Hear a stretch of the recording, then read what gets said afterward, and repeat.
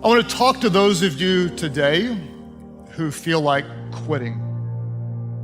Maybe you feel like throwing in the towel. It could be your marriage. You've tried and you've tried and you've tried, and you don't feel like there's any way to get it back to the place where it should be. It might be you feel like quitting on a dream. You thought one day you could and you would, and now you think there is just no way. No matter how hard you try, it just doesn't come through.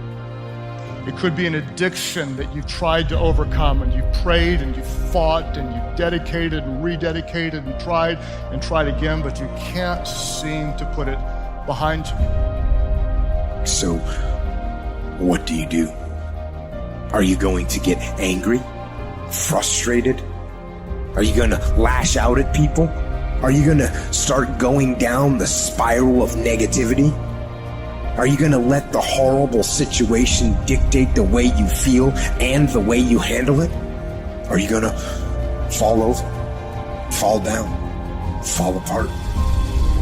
Or are you going to face this issue with courage and resolution? Love this quote.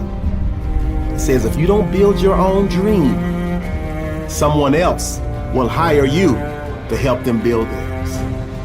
You have so much to give, but you don't believe in your heart of hearts that you can do it. You don't believe inside, deep down inside, that you can win, that you can go to another level, that you can uplift from your soul and give every ounce of your being and become the champion and become the winner and become great and go to the next level that awaits you.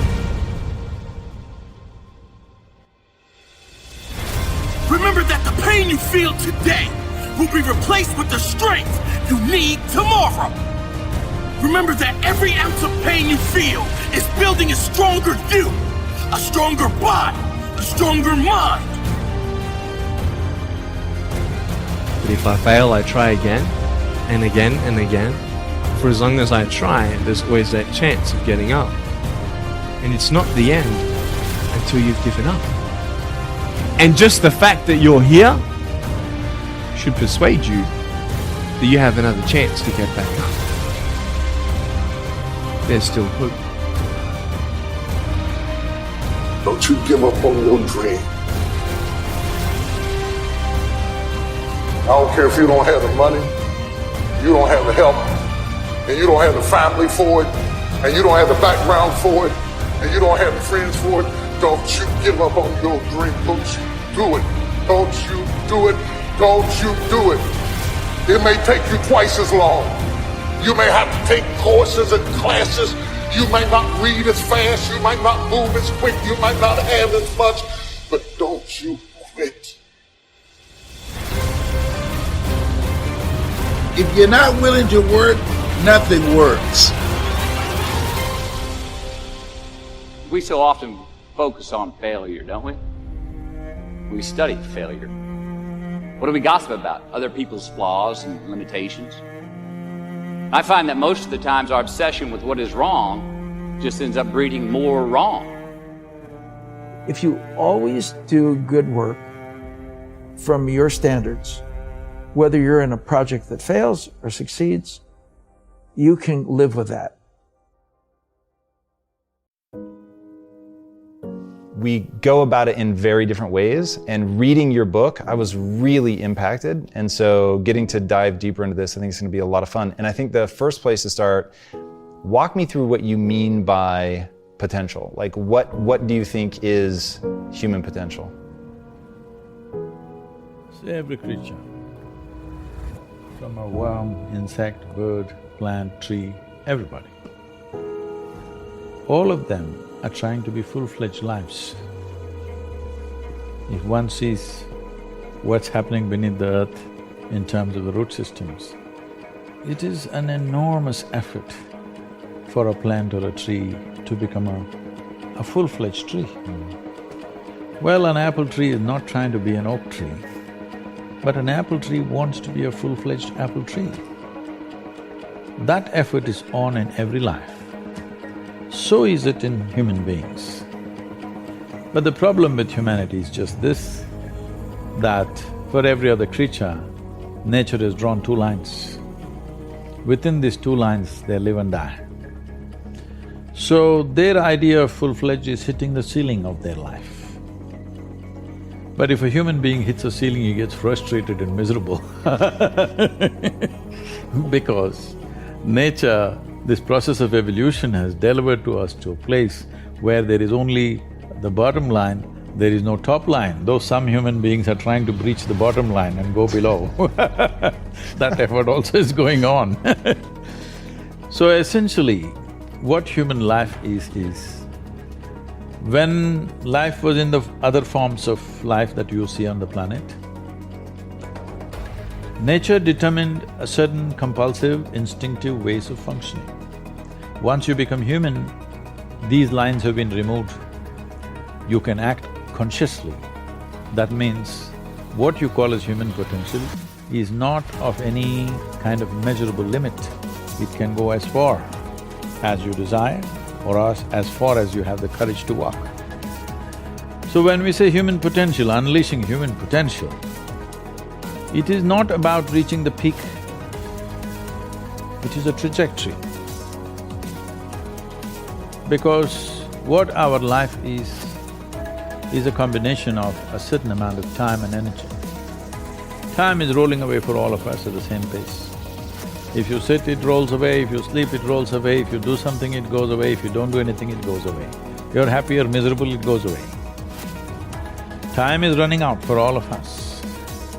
So it's only the energy that you can do different things with. If you bring your energies to a certain level of intensity and possibility, what somebody does in 10 years, you may do it in 1 year. This means if you live here for 100 years, it feels like in people's impact that you've created, it feels like you lived here for 1,000 years, simply because you have managed your life energies in a certain way. So for me, a human being impactful means, how conscious have you become? This is very important. Because if you're in compulsive cycles, then your energy gets wasted in so many things. If you observe people in a day, let's take 24 hours, in that anyway most people by prescription in America they sleep for 8 hours. So 8 hours means 1/3 of life is gone. In the remaining 2/3 they have to eat, they have to, shower, bathroom, this, that, all this, another 2-3 hours gone. So literally 50% of life is gone, daily basis, just for basic maintenance of this life. 50% of the time is gone in maintenance, remaining 50%, what they have. If you look at every single move that they may make with their body, their thought process, their emotions, you will see a whole lot of it is happening in compulsive cycles. Or in other words, if you are little sensitive to life, you will realize you are the biggest issue in your life. So this is one thing that I'm trying to do with people, that you are never the issue in your life. I'm not the issue. My thought, my emotion, my body is never the issue. My thought, my emotion, my energy and my body are my instruments of function. They are not impediments in my life. But I would say for 90% of the human beings, their own body, then the compulsions of the body, the compulsions of their thought, the compulsions of their emotions are ruling them most of the time. So when you yourself are a problem, well, you're on self-help. What am I gonna do today to change what I see in this mirror? How you address it is you face it. You face it every day. You face it every single day of your life. They have that story of just depression, that story of where you stop believing in yourself, you suck and you're just not good, where it could bring you to your knees. So you want to be normal. So you just want to be like everybody else that roams the world, not knowing the power that's in them, being fine with being mediocre. I see a whole bunch of people walking around out here who have no idea how talented they truly are.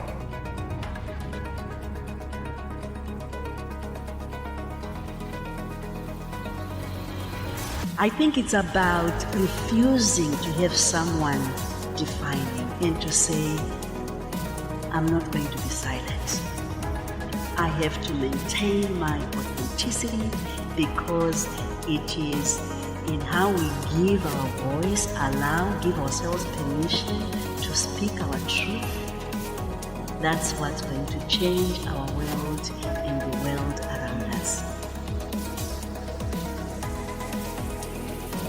A battlefield that goes on in your mind all the time. And there's bombs that are exploding all the time. Fear, anxiety, I'm not good enough.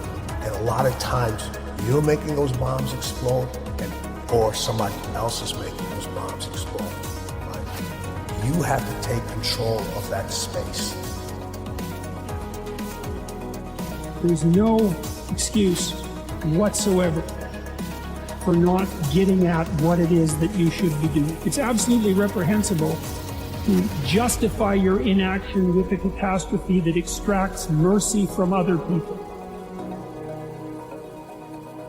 I'm training people to get into their greatness, to begin to develop the courage to pursue dreams beyond their comfort zone. Because in order to do something you've never done, you've got to become someone you've never been. When you're pursuing your greatness, you don't know what your limits are, so you act like you don't have any. And one of the reasons that Booker T. Washington said, judge a person not by what they accomplished, but what they had to overcome for their accomplishment.